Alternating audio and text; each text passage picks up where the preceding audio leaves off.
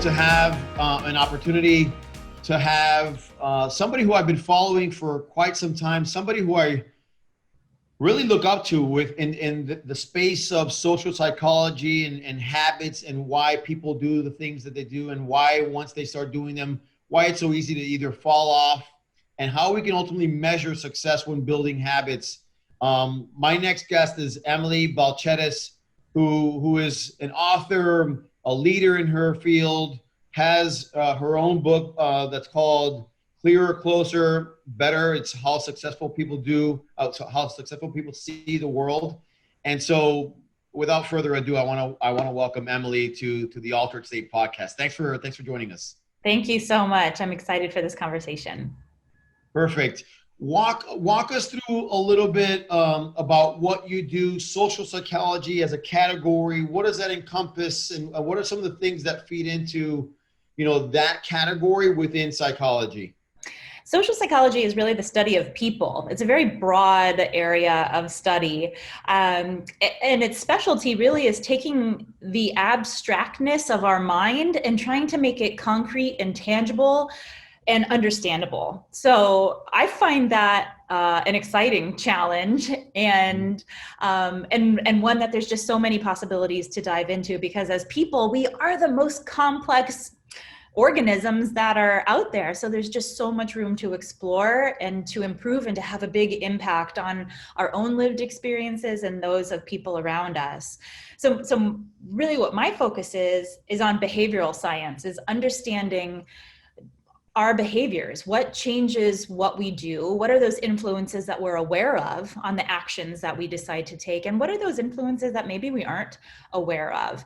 And can we bring some insight into those sort of unconscious or out of our awareness experiences and take control over them, and to own our own life in a bit more of a concrete way? So I describe my science as more of a behavioral science, and my focus is on motivation and understanding what are the obstacles that stand in people's way of meeting the goals, some of the most challenging goals in their life, and how can we navigate around those obstacles to help them continue to make forward progress. So great. I don't have PhD behind my name, but I come from the school of hard knocks, right? And so for me, the applicability of change has to be something that I focus on every day. When you look at, let's say, habits, when you look at people who are currently stuck, which is the category that I specialize in, is getting people unstuck. Why is that sometimes not sustainable over the long haul? I think the answers are multiple, right? And there will never be one single story or one single formula for how does somebody get here and how does somebody get around that same place. Again, because all of our journeys are really unique. But I think one of the most common explanations for people's experience, particularly in the realm of addiction, but also in the realm of many other facets of life, like maintaining a healthy weight, sustaining a diet, for instance. These are all things that are not a one and done kind of a goal. It's not like, well, once I get sober, once I hit my ideal weight, that's it, mission accomplished, and I'm out of here and I can move on to the next big thing in my life that I want to accomplish. These things are all really challenging because it requires a lifestyle change. It can feel overwhelming because it's like, if I'm committed to this goal, it means the rest of my life, every day of the rest of my life, is going to be different than it is when I haven't met that goal. And that can feel so overwhelming. It can feel so daunting, and it can feel, like climbing Mount Everest when you can't walk a mile. And I think that can be one of the biggest challenges for any of these goals that are ones that don't have an end state. There isn't an end. It is a constant journey. And what that does to our mindset can be really challenging. In your own, in Emily's, in your own interpretation, how do you approach, what's your definition of mindset? Oh, I think, part of it is our internal monologue, the things that we say to ourselves, our constant sort of self-talk that's going on in the background. We may or may not be aware of it, but that's our mindset. And that mindset can trickle down into how we approach our everyday life when it comes to taking a step forward towards that goal. When you look at, we've discussed my journey, where I was able to perform in two different categories of my life. I was able to perform at a high level, and maybe let me not glorify the other side. Able to perform at a high level at work, my career, and then I was able to almost match it, not in terms of performance, but in terms of intensity, with my addiction. Why is addiction so difficult to understand and almost treat? I think it's difficult to understand for a lot of people who aren't experiencing it, that anything that has to do with our mind that we can't see, it's sort of, made sense of in a very different way than the things that we can see. I experienced that when I try to describe what my science is. Some people call psychology a soft science. Some people think of soft science as being easy science, and they'll compare it against things like chemistry, where you take one chemical, you take another chemical, you pour it into a beaker and it turns red, and it'll turn red every single time when you take these two chemicals and you put them together. And that is hard science. That's what's labeled the hard sciences. But to me, that's the easy science. You can see it, right? And it is predictable, and it is experienced exactly the same way by any two scientists who use the same chemicals. But that's not how humans work. That's not how our brains work. That's not how my science and trying to understand the human mind and the human experience works, because no two people are exactly the same, because no two people will ever find themselves in the same situation. No person might ever experience the same situation twice. The analogy would be like that beaker is never the same. The chemicals are not exactly the same. And that's what makes understanding psychology and studying psychology really exciting for me. And that's what makes it not the soft or the easy science, but the hard science. And the same, I think, is true with addiction, is that people's experiences, yes, there's commonalities and there's shared experiences. And that's why programs like AA are so great, so that people can come together and talk about those experiences and find what's shared and what they might, and foreshadow what their experience might be or what it could have been.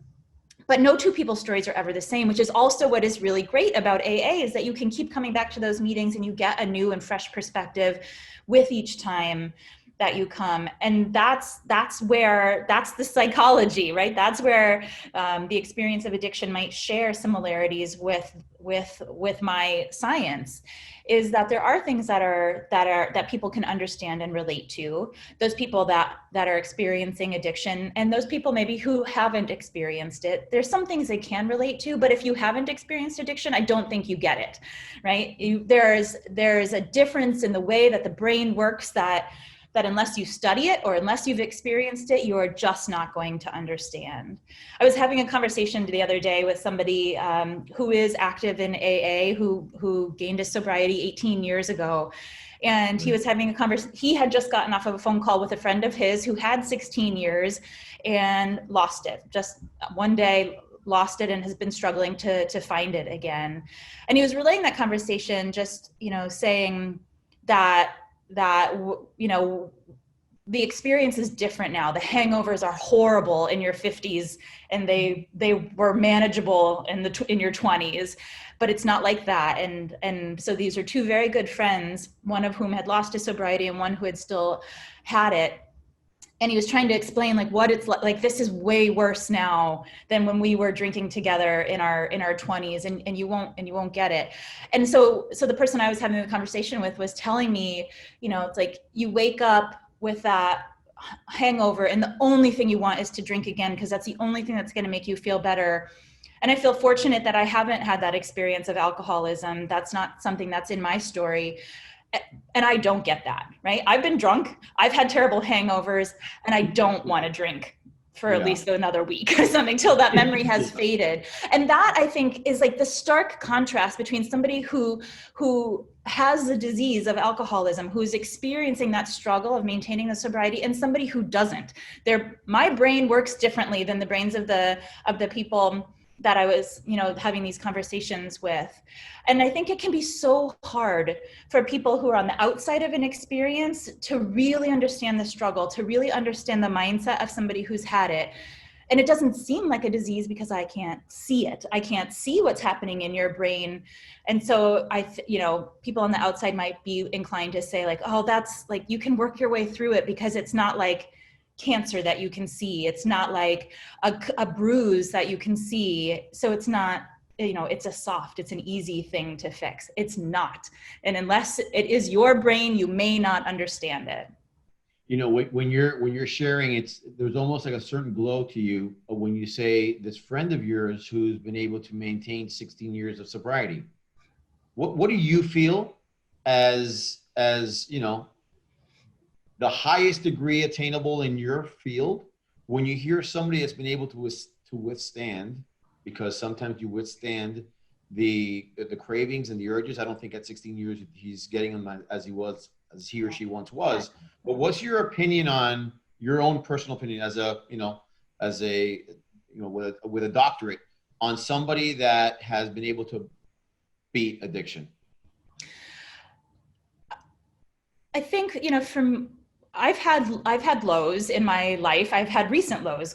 Going through COVID has been so challenging for so many people for so many reasons. And again, addiction is not part of my story, but this has been a really challenging 6 months of my life as well. And I feel like I understand a little bit more, like what that phrase of like, you just got to focus on the day, right? I don't know what 3 months from now is going to look like. I hope it looks better for our world. But for me personally too, than it feels right now. This is just a really hard time for me. And these days can feel overwhelming. And I've had those moments recently where I just feel like I don't know how to move forward. And I haven't had that experience that often in my life where I don't know what the next step is to make myself feel better, to get myself in a better position. And I know what that feels like, at least for me. I know what it feels like for me to feel lost in that sense. Getting a PhD has meant for me like a pretty intense focus, a pretty, following the straight and narrow to make it through. I just went straight through school from preschool through my PhD. I did not have a break in there from taking time off from school, and I didn't get a master's degree either. So I went from my bachelor's degree to a PhD, and so that takes a lot of focus. And so these last 6 months have been kind of the first time in my life where I felt like I don't know which way to go. Do I go left or do I go right? And which one is going to be better and which one is going to be worse? I don't even know where left and right is. And so when you hear this phrase about like just one day at a time, just get through this day, I feel like in the last 6 months, I have understood that phrase in ways that I had never been able to understand it before. And I found great value in that because life is just one day at a time. And sometimes we have to give ourselves that permission and the freedom to not know what is the goal. Sometimes that's what it takes, is to just stay focused on right now, on today's experience, on what I'm experiencing right now. How can today be better? And it's okay that I don't know what it's going to be like in a month from now. And for those that don't know what one day at a time means, obviously there's the obvious, right? But within the confines, the group of the fellowship of AA, it's all about just living in today. Don't think about not being able to drink tomorrow or in a month and whatnot. The reason why I was asking you that is because with all of the clients that we have in Altered State, I would probably say 40% are people that are either sober curious, trying to get into recovery, or existing in recovery, just trying to, just enhance their life. The other 60% are people that say, I want somebody that's in recovery to coach me. Because if you can overcome what I would consider the worst thing for me to overcome, then I want to take guidance from you.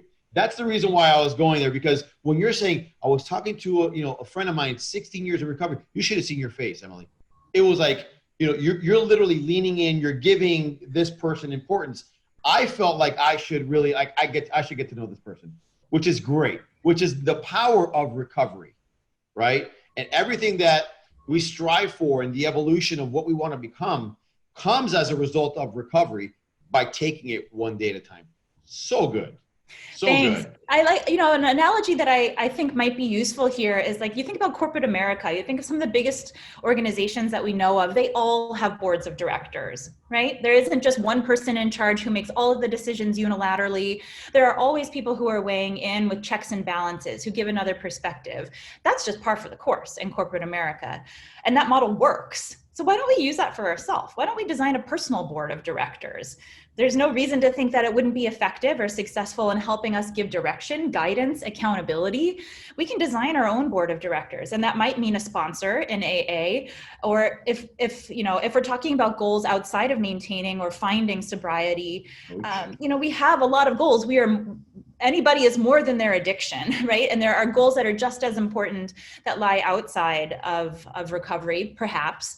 And those goals could also benefit from having a board of directors that helps look at all of the things we're trying to juggle in our life and offer some guidance, offer some support, checks and balances, and accountability. We can create our own board of directors and take advantage of what we've learned from corporate America and apply it to our own pursuits. When you look at, I want to just pivot a little bit and talk about your book, Clearer, Closer, Better: How Successful People See the World. As at a macro, and maybe we can double click and go into the micro. Walk me through a Cliff Note version, coming straight from the author's, mouth. Walk me through just an unbelievable book so that the other listeners can get a better understanding and even subscribe and buy the book. Sure. Yeah. So this book really takes a holistic approach to all the different kinds of goals that people have, and says, the reason why we're struggling to meet our goals is not that people don't care. If you look at it from the outside, some people say like, oh, you weren't trying hard enough. You didn't really want it. And maybe that's true sometimes. But for those goals that we are trying to understand and that we're actually working to succeed at, that can feel like such a flippant and insulting response to hear somebody say like, oh, you just didn't try hard enough. Mm-hmm. No, sometimes goals are just really hard. And when we think about, well, what's going to help us? What's going to motivate us? Sometimes we get the answer wrong, right? So sometimes there was a survey done by a large, the world's largest psychological association. And they asked people, how do you try to sustain your motivation? How do you pursue your goals? And the number one thing that people say is that I talk to myself in encouraging and positive ways. Like, you can do it. You've got it in you. You can make this happen. And you know what? Most goals are ones that people don't accomplish because that strategy, that's the go-to strategy, the most commonly used one, sometimes doesn't cut it, right? It's not enough to just try to pump ourselves up and say like, you got this, you can do this, you want this, just go for it. That self-talk is helpful, but it doesn't recognize the reality of some of the obstacles that we actually experience. And we need more than just positive self-talk to help us move through the challenge of some of our biggest goals. So that's what this book is trying to do, is trying to say like, you know what? The tools we're using are good, but maybe there can be more tools, or maybe we can use the tools differently. And here are 4 tools that perhaps you hadn't thought of or hadn't realized or don't intentionally use that can up your game. And what these tools have in common is that they take advantage of the power of our eyes. There's great power in sight, in our visual experience. We trust what we see. We rely on our sight more than any other way that we get information like into our brains, into our lived experiences. We look at the world around us and we think it's telling us what's true, and we think it's telling us what the world presents to us. We trust our visual experience. But oftentimes what we see is not what's really there. There are more possibilities than what we can see today. There are more possibilities than we can see in this moment. And so these are 4 strategies that are trying to help us broaden our perspective, to see what maybe we can't see today, and to show us paths forward that maybe aren't in view right now. So these 4 strategies are really about how we use our eyes and orient to the world to open up more possibilities. Okay.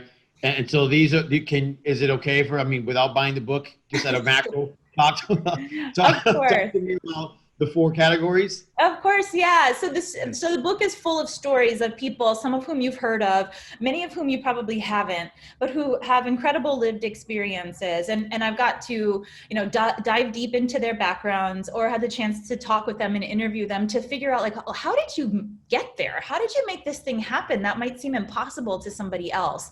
And really, at the end of the day, these stories come down to there was something about their visual experience that helped them overcome an obstacle or get to where other people would like to be, and maybe haven't been able to.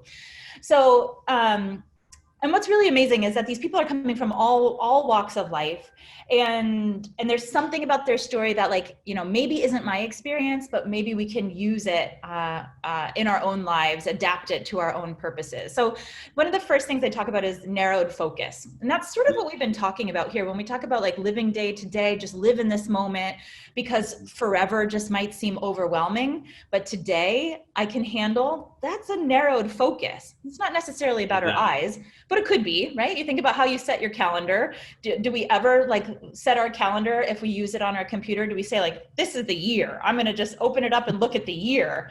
No, we set it to the day, or we set it to the week, and occasionally we set it to the month. But for the most part, we're keeping a pretty narrowed focus. That's a visual experience, right? We're intentionally paring down what our eyes can see so that we're focusing on the present. We're focusing on this day or this week, or maybe sometimes even this hour. So there's a great story of this man that I met. I showed up at an event. It was like a fancy cocktail party, but the organizer was going to interrupt all the festivities in the middle and have me talk about science for 15 minutes. I was like, nobody's going to want to, stop their party, stop chatting with their friends and all these delicious snacks that are there to, like, listen to science. And he was actually going to have 3 talks in the middle. The person who was going to go before me actually had just won an Oscar award for Best Animated Short Film. And the person who followed me actually was a professional skydiver and magician, and he does card tricks in the air. And then there's me as the scientist. And I was like, oh, nobody's going to want to listen to me. So I was a little nervous for this event. It did go fine. I talked about the science of visual illusions and gave everybody 3D glasses, so they enjoyed that experience. Oh. Yeah, so I showed up for this event, and I was nervous, like I said, and somebody came up to talk to me. There were hardly anybody there, and so I thought, like, oh, this is maybe a sound technician, or somebody who's organizing this event. But it became pretty clear pretty quickly. He was actually just, a party goer who had shown up early. He had flown in from California, actually. And he also was a professional skydiver.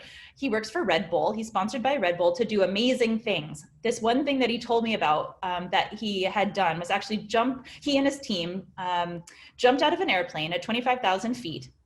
25,000 feet is pretty high up, right? I mean, we know planes fly higher than that, but at 25,000 feet, there's not enough oxygen in the air for you to actually sustain life, right? You have to have an oxygen tank when you jump out at 25,000 feet. So they were going to do that, and they were going to land in a net. This one member of his team was going to land in a net, and he was going to do that jump and land in that net without a parachute. This jump was done entirely without a parachute, and he would land in this net. You can't even see the net at 25,000 feet.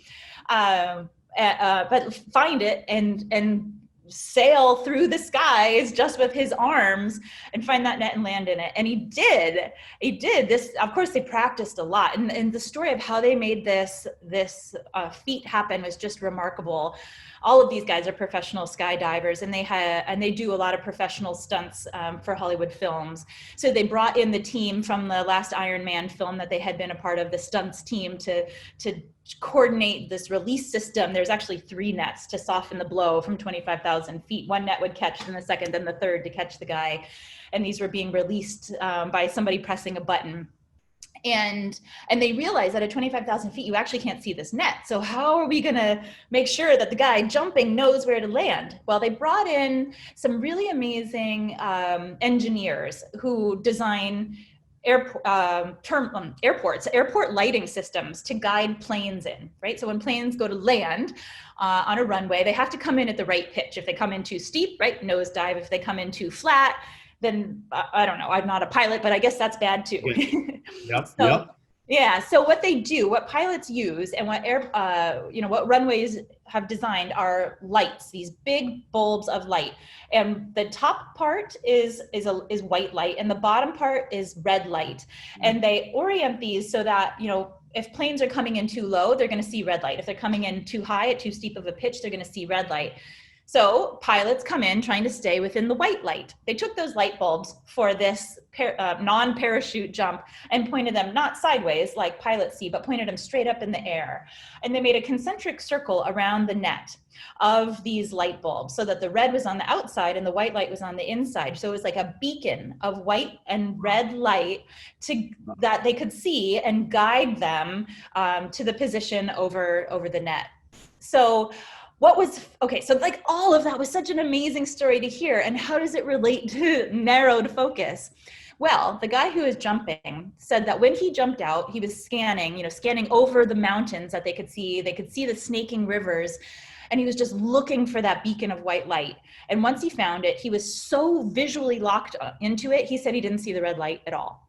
The red light was just the next concentric circle out. It was on the same light bulb, right? But he said he didn't see the red because he was just so focused. His life depended on it, depended on keeping this narrowed focus of attention that he didn't even realize that the red light was there.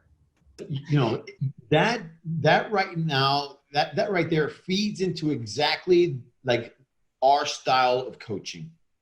And we have like destigmatized the word obsession because so many people have attached this negative stigma to obsession. Like, if you're obsessed, there has to be something wrong. You're losing sight of all the other things that are happening in your life. No, you are just so laser focused on whether it's, a different mindset or, tapping in and double clicking on your grit and, evolving into this person that you want to become. You have to be obsessive about it. Same thing with recovery. Like, it has to be, for me, if I don't have my recovery right, I don't have anything in my life right. So like, I'm obsessive about that. But, anyway, I love where you're going with this. I think it just lends to really, taking out all the white noise, all the stuff that's going on around you and really focusing and honing in on that one particular.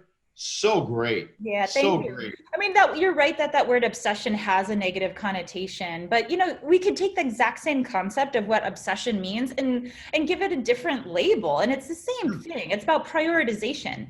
And so if you've prioritized your health, your mental health, your physical health, your recovery, and that continues to be at the top of your list, yeah, maybe somebody calls that an obsession. But you could also just call it goal prioritization and consistency. I have consistently prioritized my goals in this way.